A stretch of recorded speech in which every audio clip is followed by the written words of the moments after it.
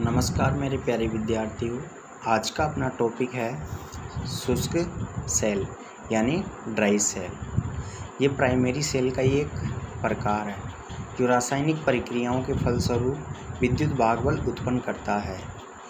इस सेल का निर्माण इसलिए किया गया क्योंकि जो प्राइमरी सेल के जो अन्य प्रकार थे जैसे वोल्टेक सेल, डैनियल सेल, लेक-लांची सेल, उन सेलों में जो इलेक्ट्रोलाइट प्रयोग किया जाता था वह लिक्विड प्रकार का प्रयोग किया जाता था, जिससे उन सेलों को एक स्थान से दूसरे स्थान तक ले जाने में उनका इलेक्ट्रोलाइट छलक सकता था यानी बाहर निकल सकता था, जिससे सेल की एम्पियर क्षमता कम हो सकती थी। उन्हीं में से लेक-लांची सेल का एक संशोधित रूप तैयार किया गया जिसे शुष्क सेल कहा गया। ये सेल लेक-लांची सेल का ही एक संशोधित रूप है और इस सेल को कार्बन जस्ता सेल के नाम से भी जाना जाता है, क्योंकि इसमें जो एनोड होता है वो कार्बन का होता है और जो कैथोड होता है वो जस्ते का एक पात्र होता है। इसलिए इस सेल को कार्बन जस्ता या कार्बन जिंक सेल भी कहते हैं। बात करें शुष्क सेल के संरचना की, तो इस सेल के अंदर एक बेलनाकार पात्र होता है जो जस्ते का बना होता है और कैथोड का कार्य करता है। इस सेल के मध्य में एक मोटे कपड़े की थैली होती है और उस थैली के मध्य में एक कार्बन की छड़ स्थापित कर दी जाती है जो एनोड का कार्य करती है और कार्बन की छड़ के चारों ओर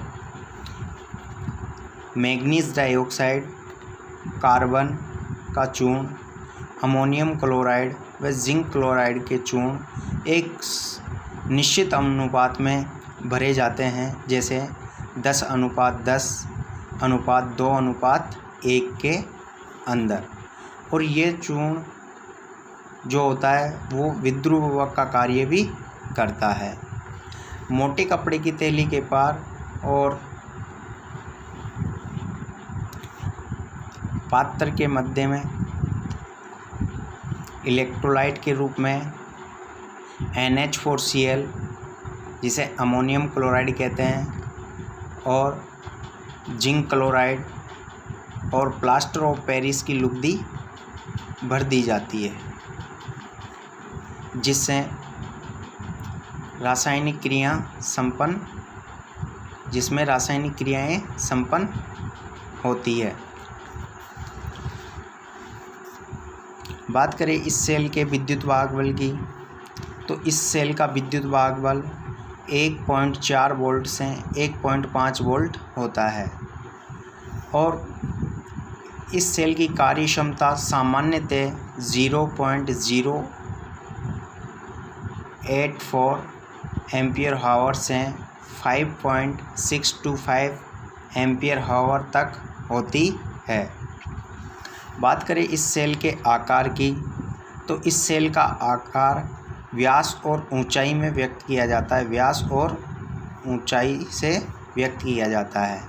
तो इस सेल का व्यास 13 mm × 51 mm से लेकर 33 mm × 61 mm तक होता है। बात करें इस सेल के रासायनिक क्रियाओं की, तो इस सेल की रासायनिक क्रियाएं भी लेक-लांची सेल की भांति ही होती है। जो इलेक्ट्रोलाइट में NH4Cl होता है वो दो प्रकार के आयंस में विभक्त हो जाता है, एक तो धनायन और एक ऋणायन। धनायन के रूप में NH4 और ऋणायन के रूप में Cl क्लोराइड विभक्त हो जाते हैं। जब सेल को लोड से संयोजित किया जाता है या सेल पर लोड संयोजित किया जाता है तो कैथोड और एनोड पर क्रियाएं होती हैं, रासायनिक क्रियाएं संपन्न होती है।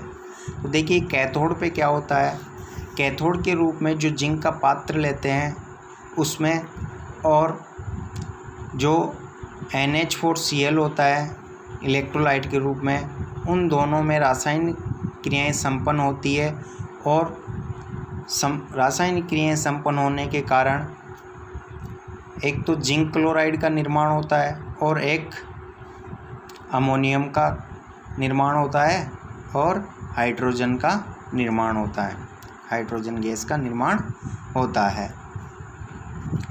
और एनोड पर जब हाइड्रोजन गैस के आयंस जाते हैं और वो MnO2 मैग्नीज परऑक्साइड से मैग्नीज डाइऑक्साइड से क्रिया करते हैं और MnO2 और H2O मैग्नीज परऑक्साइड और जल का निर्माण करते हैं। और मैग्नीज परऑक्साइड वातावरण की ऑक्सीजन से क्रिया करके वापस MnO2 मैग्नीज डाइऑक्साइड का निर्माण करता है।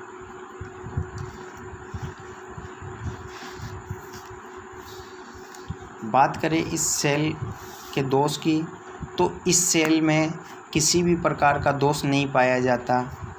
यह स्थानीय क्रिया व ध्रुवाच्छेदन दोष से मुक्त होता है। यही इसका एक मुख्य लाभ है। दूसरा लाभ यह है कि इस सेल को क्षैतिज व ऊर्ध्वाधर दोनों में से किसी भी स्थिति में इस सेल से कार्य करवा सकते हैं और इस सेल को एक स्थान से दूसरे स्थान पर भी ले जाया जा सकता है। बात करें इस सेल के उपयोग की, तो इस सेल का उपयोग सामान्य देखा होगा, जो घड़ियों में अपन जो सेल प्रयोग करते हैं वही ड्राई सेल होता है, जो टॉर्च, टेलीफोन, विद्युत घंटी, कैमरा, दीवार घड़ी, विद्युत चालित